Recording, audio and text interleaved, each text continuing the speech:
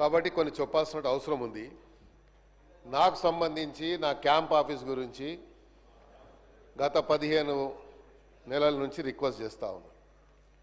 ఆశ్చర్యంగా ఏంటంటే మేము అడిగిన క్యాంప్ ఆఫీస్ గురించి రెవెన్యూ డిపార్ట్మెంట్ దగ్గర సమాచారం ఉండదు, జిహెచ్ఎంసీ దగ్గర సమాచారం ఉండదు. మా నియోజకవర్గంలో ఒక ఈద్గా గ్రౌండ్ ఉంది, రోడ్ నంబర్ 10లో ఈద్గా గ్రౌండ్ ఉంది అధ్యక్ష. ఆ ఈద్గా గ్రౌండ్లో సిపిడిసిఎల్కి మన ఒక సబ్ స్టేషన్ గురించి ల్యాండ్ అలాట్మెంట్ ఇచ్చారు. అక్కడ ఇప్పుడు రంజాన్ నడుస్తుంది, ఈద్గా గ్రౌండ్ అది, దాని పక్కకు వేరే ప్రభుత్వ స్థలం ఉంది. ఆ స్థలంలో కొంచెం నాకు క్యాంప్ ఆఫీస్కు స్థలం ఇవ్వమంటే అది వాళ్ళు ఐడెంటిఫై చేయలేకపోయారు. సబ్ స్టేషన్కు నేను లోకల్ ఎమ్మెల్యే ఉంటే నా నాలెడ్జ్ లేకుండా నేను ప్రివిలేజ్ నోటీస్ ఇస్తే కూడా యాక్షన్ తీసుకుంటారో లేదో అని చెప్పి మీరు చెప్తా ఉన్నాను. ఎందుకంటే ప్రివిలేజ్ మోషన్ ఇచ్చేటువంటి నాకు నా హక్కు ఉంది కాబట్టి, నా ఫండమెంటల్ రైట్ కాబట్టి నేను చెప్పొచ్చు. కానీ నా ప్రమేయం లేకుండా, నా యొక్క ప్రెజెన్స్ లేకుండా అక్కడ ఫౌండేషన్ వేశారు. నేను పోయి నా రెగ్యులర్ స్టైల్లో పలగొట్టాను పోయి. ఎందుకంటే ఇక నాకు వేరే ఆప్షన్ లేదు కదా సార్. ఆప్షన్ ఉన్నప్పుడు అంటే వేరే తీరు చెప్పొచ్చు.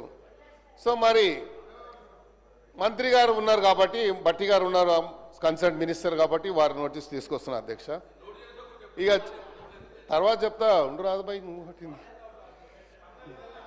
సార్. రెండోది అదే చెప్తున్నా, నోట్ అంటారు తర్వాత నోట్ అంటారు రిప్లై వస్తుంది. అబ్బాయి నువ్వు చూడలేదా సార్? ఇంకోటి, నేను రీసెంట్లీ ఒక గవర్నమెంట్ స్కూల్కి వెళ్ళాను అధ్యక్ష. వాళ్ళు ఏదో ఫంక్షన్ పెట్టుకుంటే పోతే అక్కడ ఉన్నటువంటి హెడ్ మాస్టరు ప్రిన్సిపల్ వచ్చి నాకేం రిక్వెస్ట్ చేశారంటే, సార్ మాకు గుడ్లు మిడ్ డే మీల్లో వస్తుండే, ఇప్పుడు మొదలు ఇస్తున్నారు సార్ అని చెప్పింది. చిన్న పిల్లలు వచ్చి నేను రోజు ఎన్ని గుడ్లు అయితే 20 చెప్పు నేనే పంపిస్తా అని చెప్పిన. మరి ఆ పిల్లలకు మనం ఇవ్వాలి కదా అధ్యక్ష గుడ్లు, అది ఒకసారి ఆలోచించండి.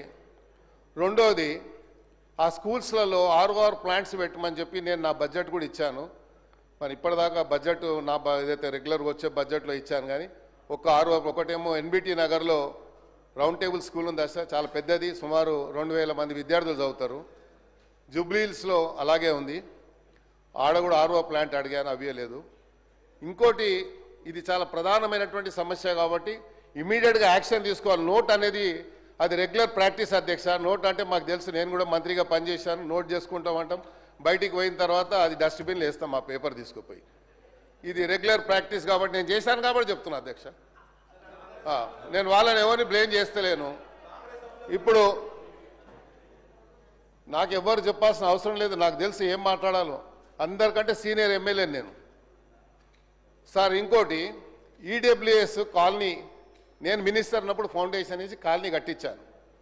ఆ ఈడబ్ల్యూఎస్ కాలనీలో ఒక వ్యక్తి వెంకటరెడ్డి అని 5-6 ఇండ్లు వాళ్ళకు కొంచెం డబ్బులు అప్పు కింద ఇచ్చి అన్ని ఇండ్లు లాక్కొని 6 ఫ్లోర్లు వేశారు. నేను complaint zonal commissioner complaint with pictures court ఆర్డర్తో సహా పంపించాను.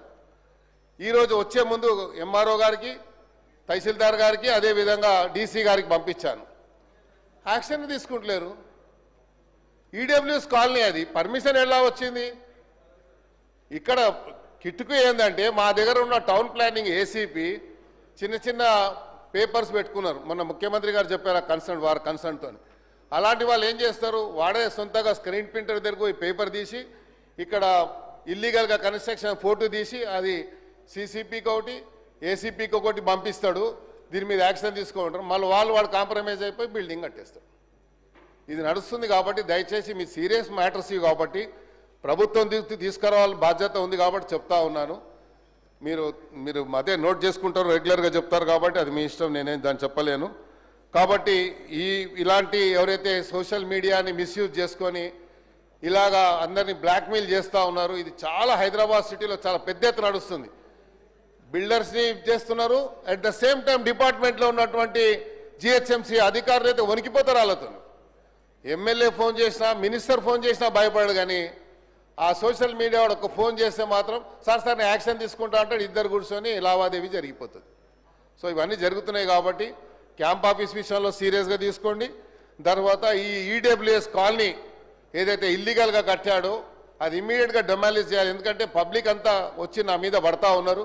క్యాంప్ ఆఫీస్ లేకుండా నేను హైదరాబాద్ సిటీలో ఉంటా కాబట్టి 100 మందితో డైలీ ఇంటరాక్షన్ ఉంటుంది అధ్యక్ష. వాళ్ళని కూర్చోబెట్టుకోవడానికి కూడా మనకు ఇబ్బంది అవుతుంది. కాబట్టి నా క్యాంప్ ఆఫీస్ గురించి కూడా దయచేసి మరి నోట్ చేసుకుంటారని చెప్తారు. కాబట్టి మీరు ఒక డైరెక్షన్ ఇవ్వండి. Thank you.